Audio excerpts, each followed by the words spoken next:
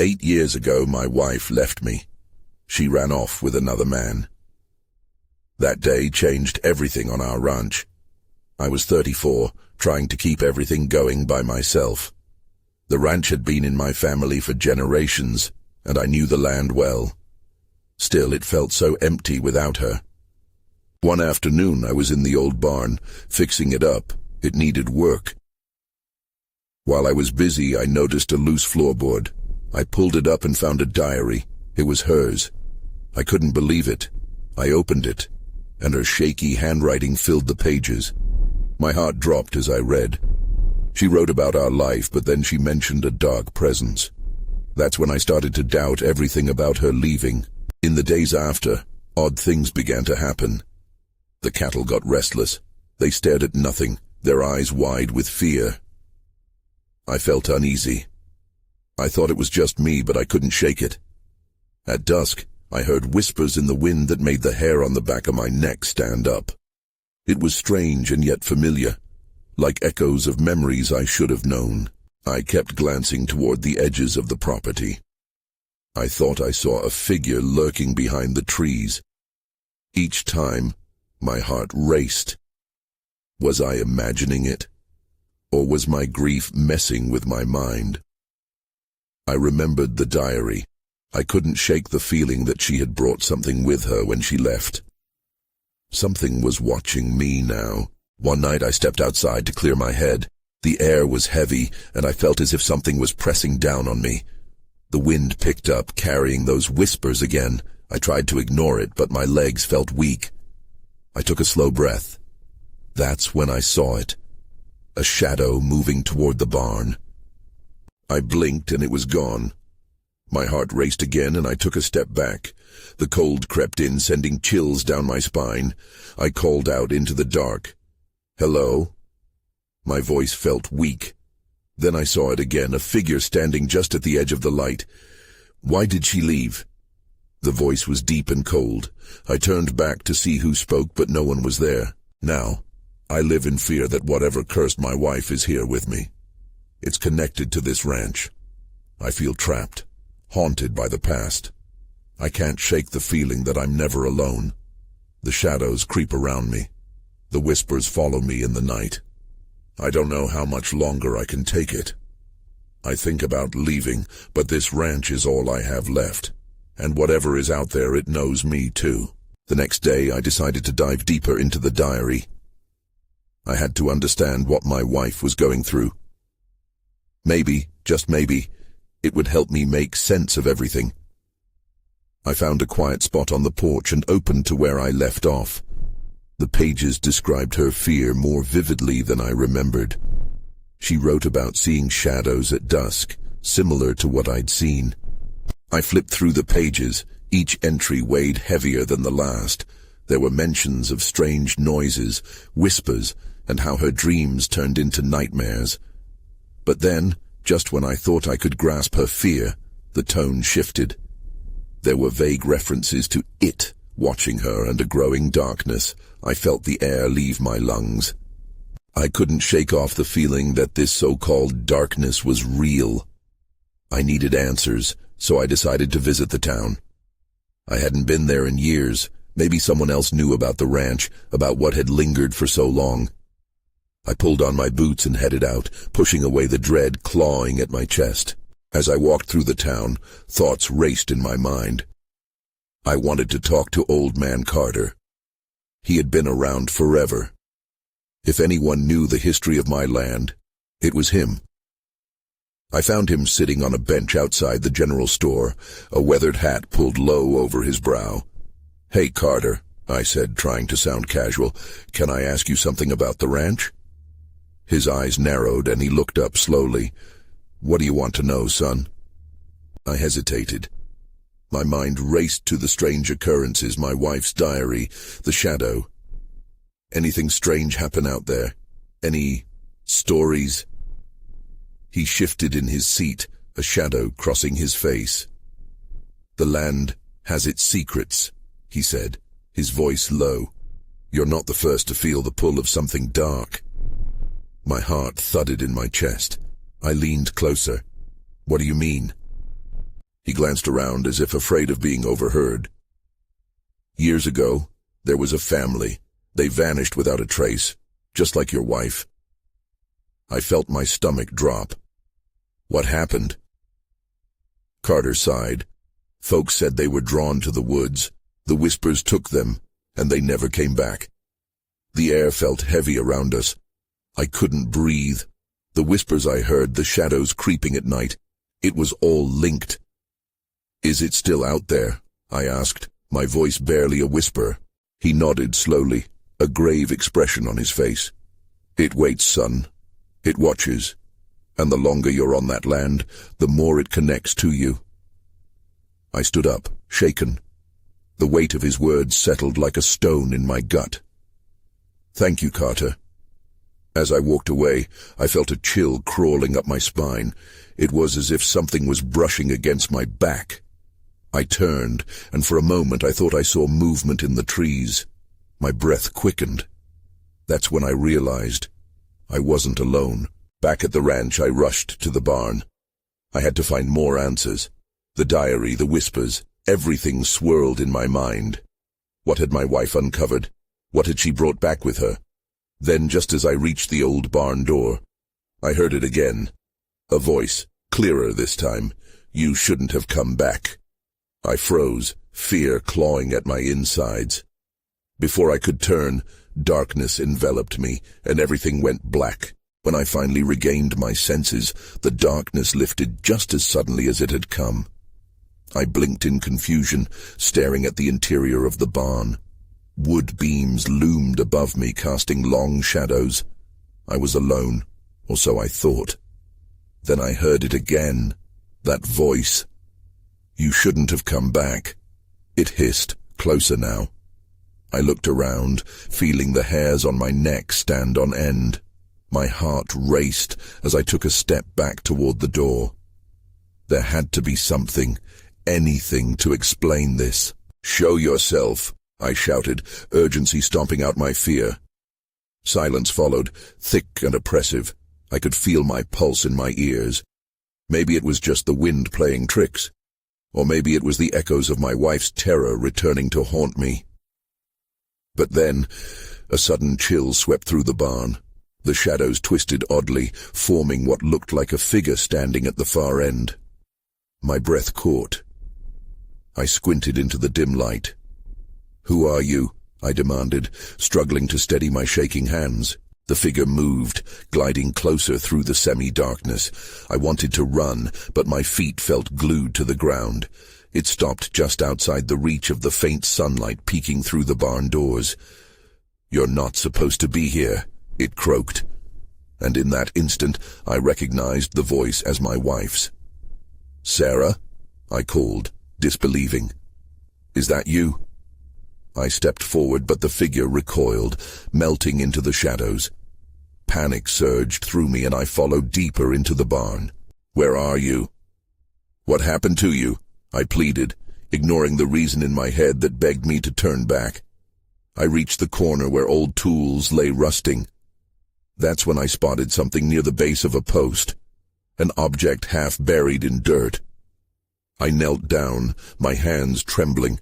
I pulled it out, and my heart sank. It was the locket I had given her years ago, tarnished and raw with age. The air felt heavier. The whispers began again, swirling around me, drifting between piles of hay. They grew louder, drowned in static, as if a song from another time had returned to claim its place. I looked back, fearing I might see her, but all I found was the echo of her words. "You shouldn't have come back." Then everything went dark once more, but this time it wasn't just the barn.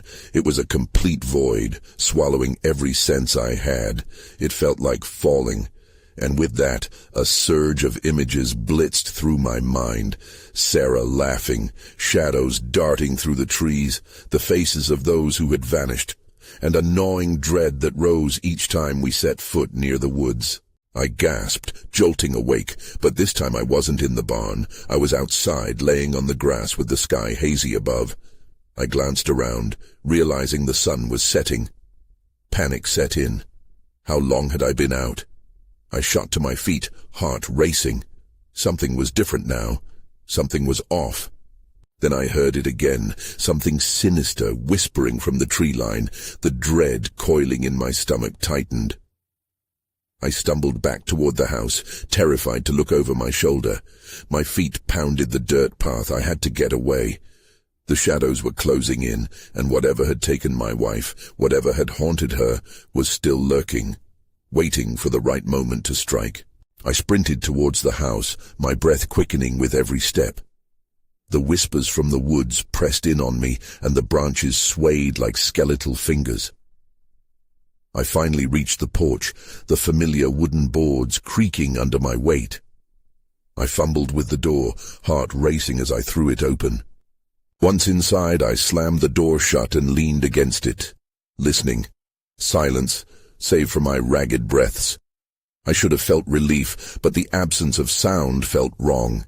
It was as if the house held its breath, waiting. I peered out through the window, half expecting to see a figure lurking in the fading light. Nothing.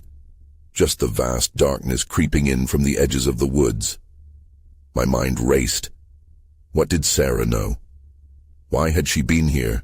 I grabbed my old lantern from the shelf and flicked it on. The dim light cast shadows across the walls, morphing familiar objects into grotesque shapes. I couldn't shake the feeling that something was watching me. I turned and headed to the back room, where Sarah kept her journals, hoping to find a clue. The door creaked as I opened it, and I stepped inside. Dust hung in the air, illuminated by the lantern.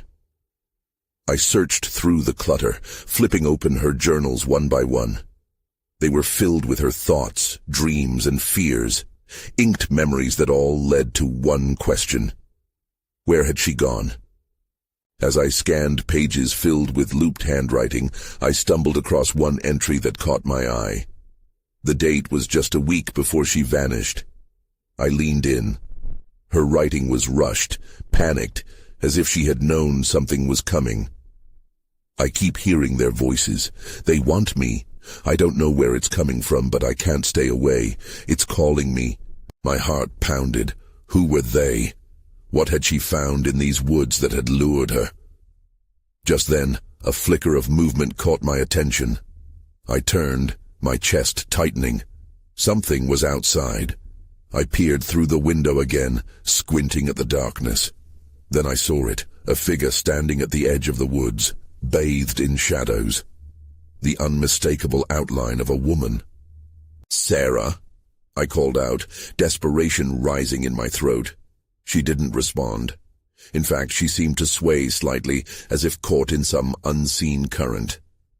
And then, just before I dared step outside, she lifted her hand, pointing at something in the distance. I squinted, but the darkness swallowed whatever it was she indicated. I hesitated, a chill running down my spine. That single gesture felt like a warning. Suddenly the whispering rose again, louder, filling my head with incoherent words. I staggered back, overwhelmed. The voices called for her, pleading but also filled with malice. They were angry. I had to find answers. I had to know what haunted this place, what had taken her. Just as I turned to grab a flashlight from the kitchen, a loud bang echoed from the back door, a shuddering thud that made me jump. Someone, or something, was trying to get in. I stumbled back from the door, my heart racing faster than I thought possible. Every instinct screamed at me to stay silent, to blend into the shadows of the room. But curiosity battled fear, and I found myself inching closer to the back door, straining to listen. Another thud resonated, more forceful this time. The wood splintered slightly at the hinges. I swallowed hard. Why was someone trying to break in? Was it the same thing that had taken Sarah? The air felt thick, as if something heavy was settling in the room with me. My hands shook as I gripped the lantern tighter. I wanted to shine its light through the crack of the door, but the thought of exposing myself made my chest tighten even more. Then I remembered Sarah's journals. She had mentioned voices. What if whatever was outside was responsible? I needed to know what it wanted. I hesitated, caught between caution and the need for answers. Finally, I stepped back and grabbed a kitchen knife. It felt pathetic against whatever was lurking out there, but it was all I had. I switched off the lantern. Darkness enveloped me, thick and suffocating. I crept toward the back door, my breath shallow. Another sporadic banging echoed, the sound reverberating in my bones. I reached for the doorknob, fingers trembling. Just as my hand clutched it, the noise stopped. Silence hung heavy in the air. I pushed the door open slightly, peering into the darkness. My heart sank. Nothing was there. That didn't make sense. Everyone doesn't just stop. I leaned out, squinting into the void, and that's when I noticed something glimmering in the underbrush. A metallic object. I turned the knife in my grip, preparing to step out, but then I heard a soft whispering like before. It crawled under my skin, and I backed away instinctively. It was calling to me, pulling me. The words felt almost familiar, like a long-forgotten memory. Fight or flight surged within me. I had to decide quickly. I took another breath, steeling myself, and stepped outside into the cool night air. The whispering intensified, darting around me like fireflies in the night. I followed the sound, drawn toward the glimmering object. As I moved deeper into the dark, the whispers morphed into a chorus of fragmented sentences. Find her. She needs you. Follow. Follow. Suddenly the ground beneath me shifted. I stumbled, falling to my knees. The whispers swelled, a tidal wave of sound crashing over me. She's waiting. And then I saw it. The glimmer wasn't just an object. It was a locket, half buried in the dirt. My fingers brushed against it and I froze as a sharp chill coursed through me. The air shifted and I looked up. A figure emerged from the trees. Pale, ethereal, it glided closer. I could see the familiar features, then my breath caught. Sarah, but something wasn't right. Her eyes were vacant, and she looked past me as if I was invisible. The whispers became frenzied, urging her forward, and my stomach dropped. Sarah, wait! I cried out as she stepped closer to the darker woods. Everything inside me screamed to run, but my feet were rooted to the spot. I was torn between the need to save her and the instinct to flee from this haunting shadow of the past. Suddenly, the whispers turned to screams. Don't let her go. Just like that, the darkness around me began to close in. I recoiled as the darkness swirled around me, tightening like a noose. The screams echoed in my mind, drowning out everything else. My impulse to run clashed with the instinct to reach for Sarah. I clawed at the ground, trying to pull myself towards her, but the shadows pushed back. Sarah! I yelled again, desperation lending my voice strength. I fought against the weight of the dark, trying to reach the figure I once knew. The whispers shifted to frantic pleas, urging me to act. Help her! Don't let her go! But how? How could I save someone who was right in front of me yet felt so far away? I scrambled to my feet, heart hammering in my chest. Each thud resonated as if it had a pulse of its own, matching the chaos of the night. As I stepped toward her, the abyss pressed in. I caught glimpses of twisted branches and ghosts of what once was. The cold air turned freezing, numbing my fingers. With each stride, the locket in my hand grew heavier, almost like a burden begging to be released. Sarah, please look at me, I cried again, my breath visible in the chilling air. I could feel the weight of her presence, could see the outline of her familiar face. But she remained lost, drifting toward the darkness. Suddenly the whispers coalesced into one clear voice, a woman's voice. You must choose. Choose. Choose what? Panic set in, and I felt paralyzed. I grasped the locket tighter, fingernails digging into the cold metal as if it held the answers. That's when a memory surged up. Sarah had worn this locket all the time. It had her smile trapped within it, a piece of her past. But now it felt like a key to something darker. In that instant, the figure halted. For the first time, her gaze flickered, a hint of recognition. Help me. she murmured, her voice barely more than a breeze. "You have to help me remember." The ground trembled and branches crackled underfoot as the shadows lurked closer. I was running out of time. "What do I need to do? Tell me." My voice rose above the din, but before I could process an answer, the whispers morphed into laughter, mocking and twisted.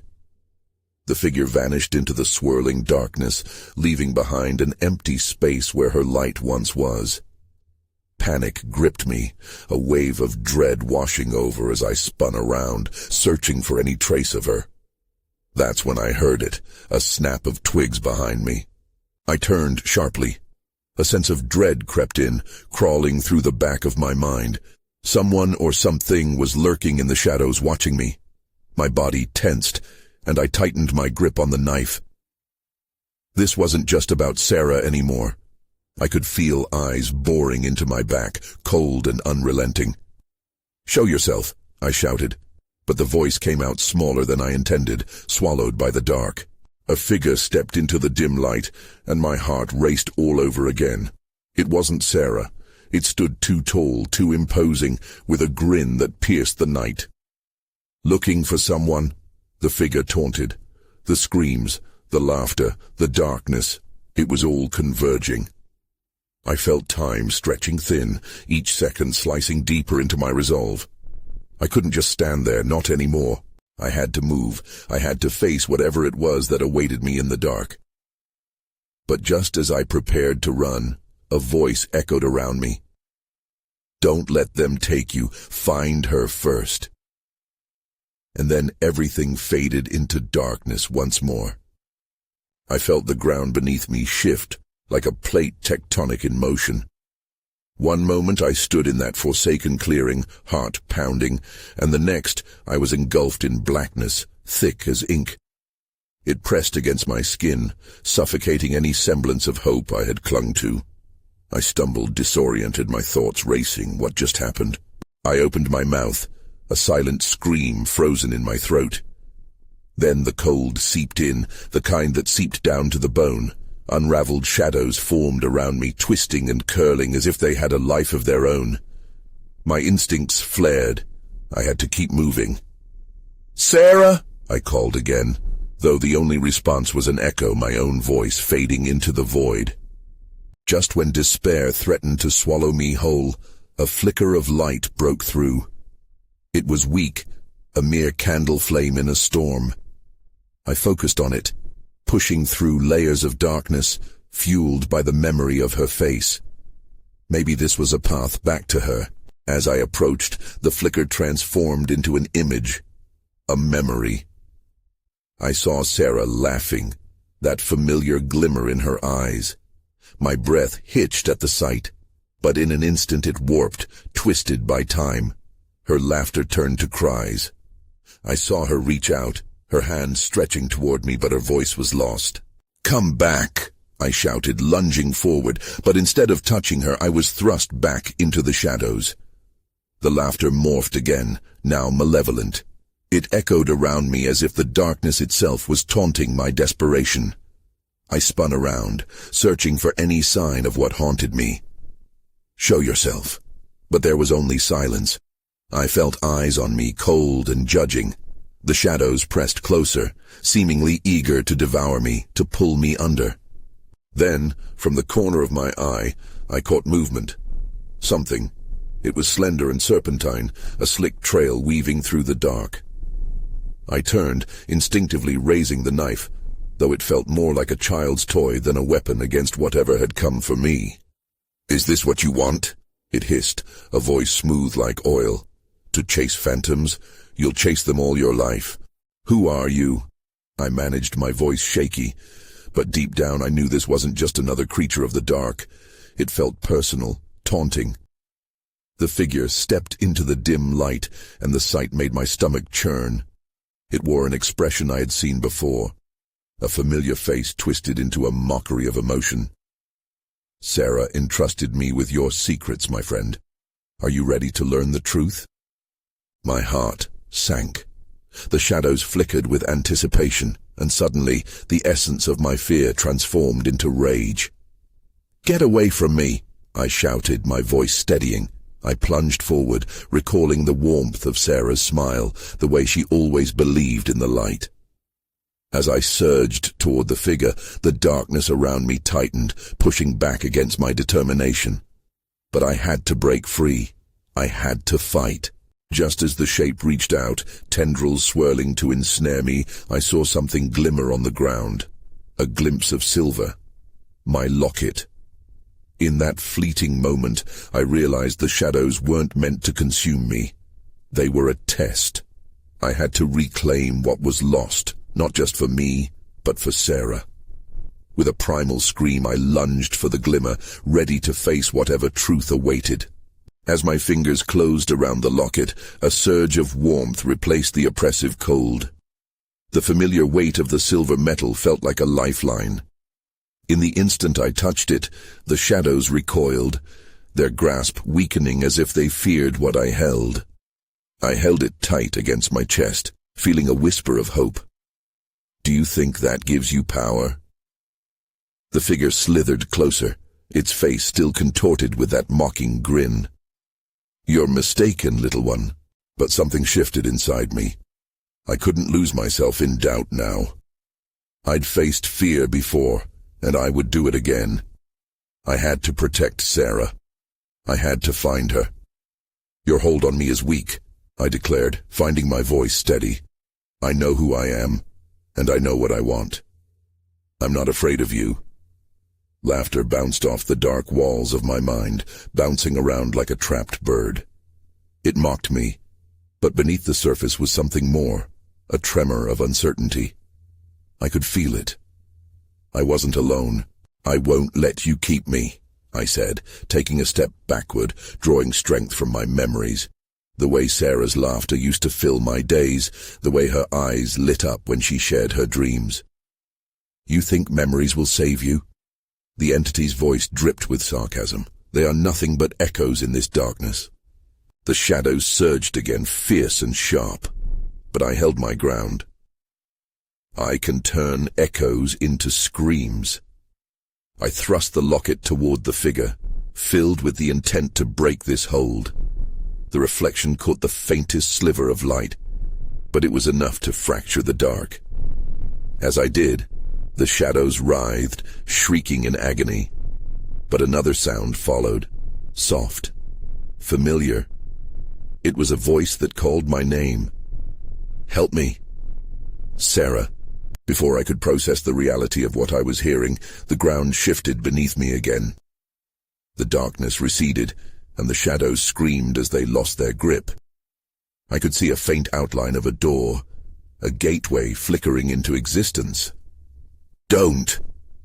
The figure lunged, but I was resolute. This was my only chance. I sprinted toward the doorway, the locket blazing like a star in the abyss. "Foolish child," the entity hissed. "You can't escape the truth." But I wouldn't let it impose its will on me. I burst through the door, just as the weight of the cold clawed back at me. There was a flash of blinding light, and then everything went white.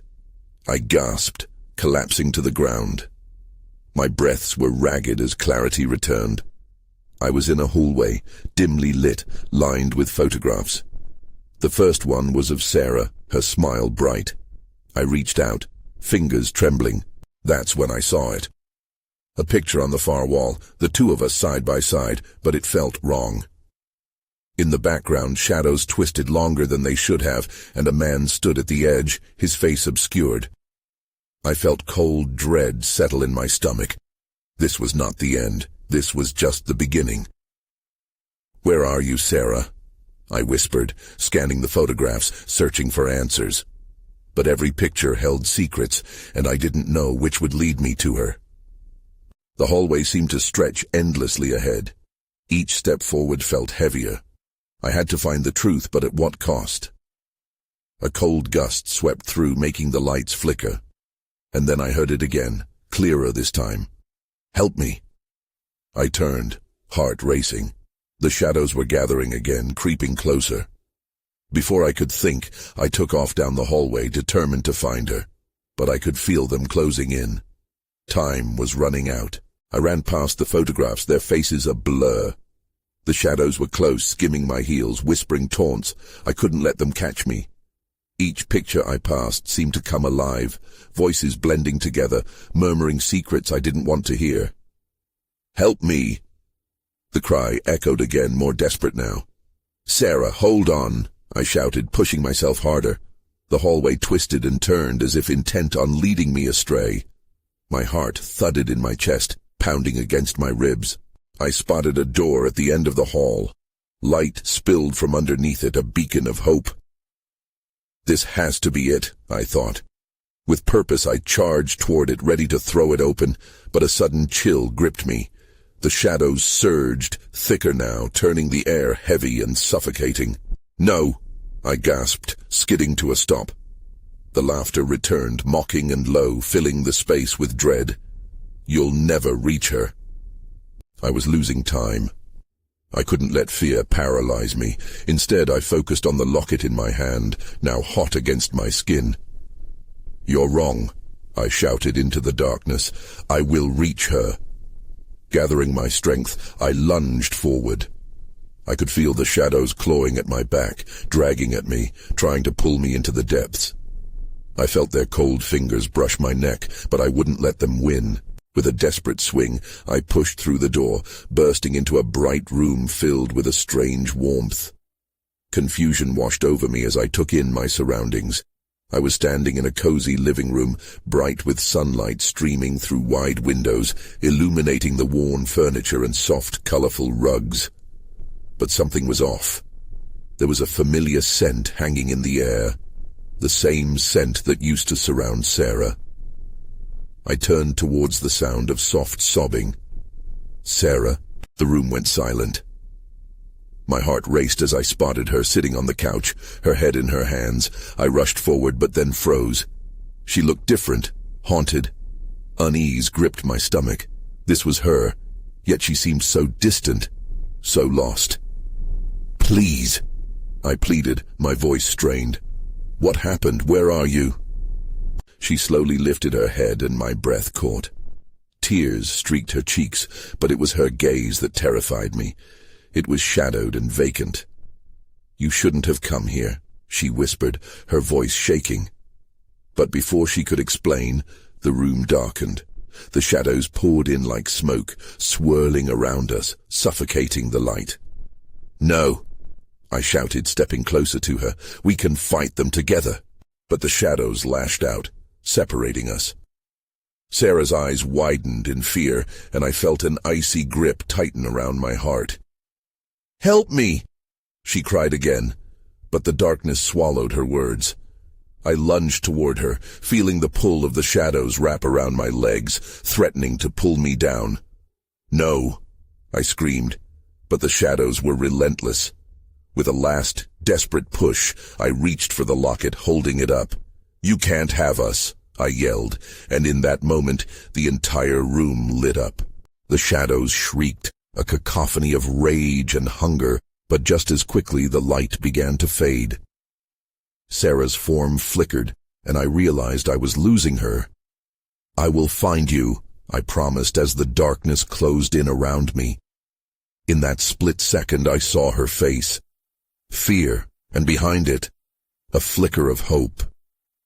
Then everything went black. When I opened my eyes again, I was lying on the dirt floor of the barn, the comforting scent of hay filling my nostrils. I sat up quickly, my heart racing, unsure if the nightmare had ended or if I was still trapped in it. The barn was empty and still. No shadows loomed over me, no voices whispered in the dark. Relief washed over me, but it felt fragile, as though it might fracture at the slightest breath. I stumbled to my feet, searching for any sign of the darkness that had chased me, but the barn was quiet. Sunlight streamed in through the gaps in the walls, illuminating the dust motes that danced lazily in the air. I felt grounded, like the earth beneath my feet still held the warmth of what had just happened. Then I heard a faint sound, a soft whimper. My heart leaped. I followed the sound to the back of the barn, pushing through cobwebs and forgotten memories, keeling down to find a small, glimmering object half buried in the hay. I reached for it cautiously and pulled it out, the locket now warm and pulsing with a faint light. "Sarah?" I whispered. I wanted to call out louder, but fear constricted my throat. Could she be trapped in the very thing I dug up? It felt like both a gift and a curse, a connection that tethered me to her, but also to the darkness I had just escaped. I looked around the barn as if expecting her to appear, perhaps walk out from behind a stack of hay bales with that familiar smile. But the space felt hauntingly empty, devoid of warmth. And yet, somehow, I felt her presence still lingering in the air. The locket seemed to pulse in my hand, as if it were speaking to me, urging me to follow, to resolve what was left undone. Stepping out of the barn, I paused, letting the sunlight wash over me. The ranch was quiet, a stark contrast to the chaos that had filled my mind. I stood for a moment, gathering my thoughts. The shadows hadn't just whispered, they had screamed. And though the sounds had vanished, I couldn't shake the feeling that they were still there, lurking. Could I truly escape the weight of the past? As I walked back to the house, the locket felt heavier in my pocket, a constant reminder of the mysteries that still loomed. Shadows cast by nearby trees twisted unnaturally in the afternoon light, and I couldn't help but glance back, half expecting to see a figure waiting for me, something that wanted to pull me back into the darkness. But I saw only the swaying branches. Inside, the air felt fresher, but a tense silence filled the rooms. I looked around, half expecting Sarah to be there. The dust settled on the old furniture like a veil, covering memories that had grown stale. Yet, I could almost hear her voice echoing through the halls. I needed answers, but I also felt tired, like the weight of everything I had faced was finally hitting me. I had uncovered secrets, but they hadn't led to resolution. The diary never revealed everything, and the town's whispers only hinted at what was buried within the land. Walking through the house, I found her journals still laid out on the table. I opened to a blank page, pencil in hand. What comes next? My mind echoed.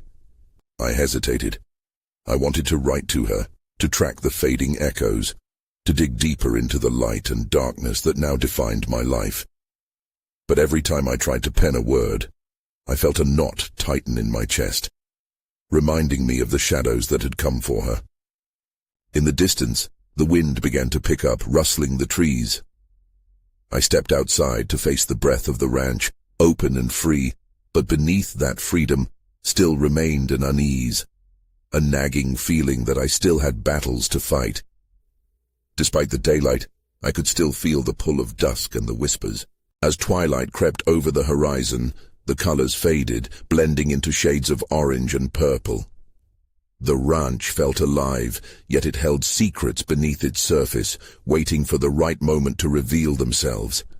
I stepped back toward the barn, the locket still in my hand, ready to face whatever shadows awaited me. A figure emerged from the edge of the woods, a fleeting glimpse, almost unnoticeable. "Sarah," I whispered, and for a brief moment, I thought I saw her smile reflected in the light before the shadows closed in. I wasn't done. I had unfinished business, and as darkness enveloped the sky, I steeled myself, knowing that this wasn't an ending but merely the beginning of something larger, something still shrouded in the uncertainty of whispers that haunted me.